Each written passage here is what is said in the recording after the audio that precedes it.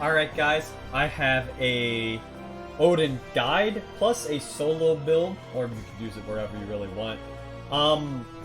Shout out to Faker Playmaker for giving me the idea. I'm also going to do an Achilles guide tomorrow, so keep an eye out for that. If you want to learn how to play Achilles, I'll break down his abilities.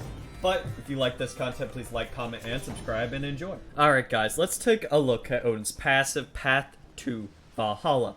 Anytime a friend or foe dies around you, you get a power buff for 8%, and you get a movement speed buff for 4%. Now this can stack up to 5 times. That means you could just get the buff over and over again. So when it's fully stacked, you could get a 40% power buff and a 20% movement speed buff, which is pretty insane. That's very strong. You just need to be in like a conquest fight and have friends or foes die, and you just get rewarded for it. It's pretty nice. So let's take a look at Odin's 1. Odin's 1 is a leap. He jumps up into the air, lands on the ground, and just does an AoE circle. Nothing too crazy, but it can be useful for getting in or getting out of situations. Alright, let's take a look at Odin's 2. Odin's 2 puts a shield around his HP bar, and then it explodes. Nothing insane. The shield health gets more higher and it lasts 4 seconds and does 15% more bonus damage. Nothing insane. But when paired with his 1 and 2, the shield instantly detonates and does a massive amount of damage, especially early game. Boom, massive damage. They detonate at the same time. It's pretty nice. You could pop your 2, 1, and just big damage. So let's take a look at Odin's 3. Alright guys, let's take a look at Odin's 3. He was reworked and his 3 has changed, so let's look at it. His 3 does 3 pulsates of damage, and that slows by 20%. Then he throws his spear. It gives him a 30% attack speed buff, and it also stuns the enemy for 1.2 seconds, which is pretty nice. 1, 2, 3, that slows, and then you just stun. When the pulsating stops, you get the stun. If you throw it too early while it's pulsating, it doesn't stun. Let's look at Odin's ultimate. Basically, he throws down a cage of spears. Inside the cage of spears, enemies cannot heal, so this is a really hard counter to people like Aphrodite, people like Hell that heal their teammates. They cannot heal at all. Also, it reduces your enemy's power by 15%. Inside the cage, Odin is immune to slows and roots. Enemies can break out of your cage by basic attacking a portion of the cage 5 times, and they can break out. Your teammates can freely enter. When the enemies leave, they get hit with a slow and some damage. Also, when you kill enemies inside your cage, you get a 5% power per stack. It's kind of nuts. That could stack up to 10 times. That's permanent. You could have a 50% power buff. That's kind of crazy.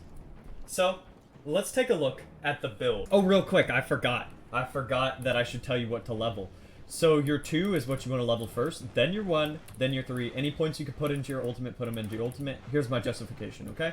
So your 2-1 combo is gonna be what you're doing, right? Your 2-1 combo is pretty nuts.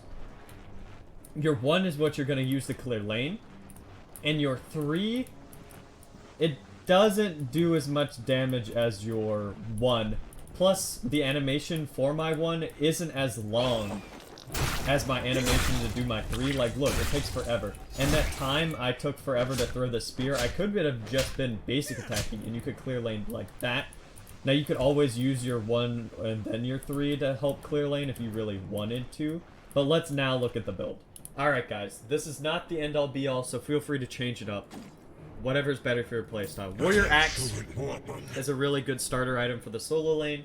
Bluestone works. It gives you extra damage. But I prefer Warrior Axe because it gives you more sustain. And you can stay on lane better. Okay? Damaging an enemy god steals 20 HP. Then, it scales with your level. So the higher level it gives more back. And then it restores 20 of your mana and it can only happen to every 10 seconds. I like Sundering Axe, gives you all the goodies, all the protections, and physical power. All the goodies you want. Alright? You damage an enemy god, it steals 2% plus 2% of your protections of their current HP from your target, restores it to you. So 2% of their current HP, 2% of your protections, add them together, that's what you get back in your life, your HP bar. Okay, my next favorite item is Breastplate of Valor. Breastplate of Valor is such a good item. It gives you the mana you need, NP5, which is magic per 5 seconds, and then it's 20% cooldowns, which you're going to need, and physical protections. It gives you 65 of them. You definitely need. Then, I upgrade it to Breastplate Determination.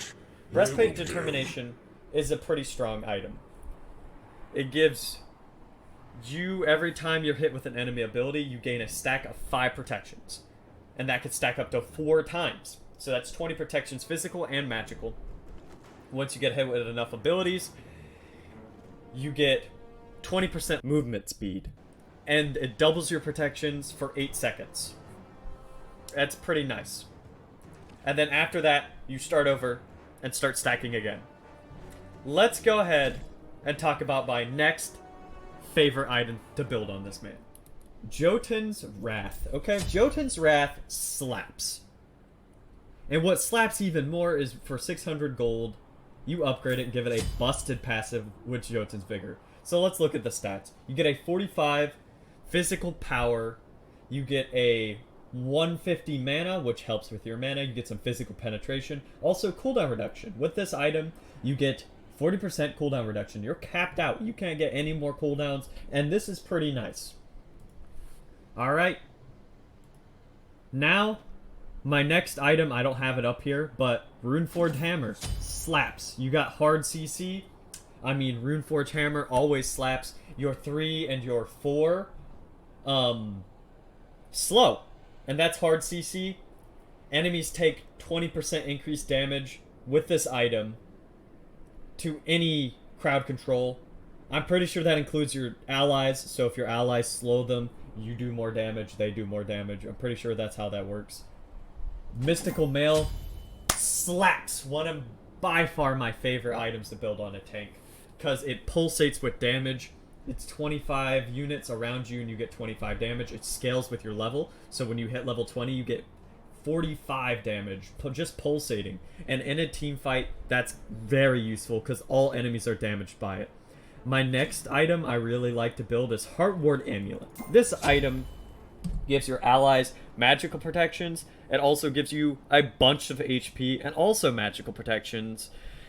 And it increases your allies' MP5 by 30.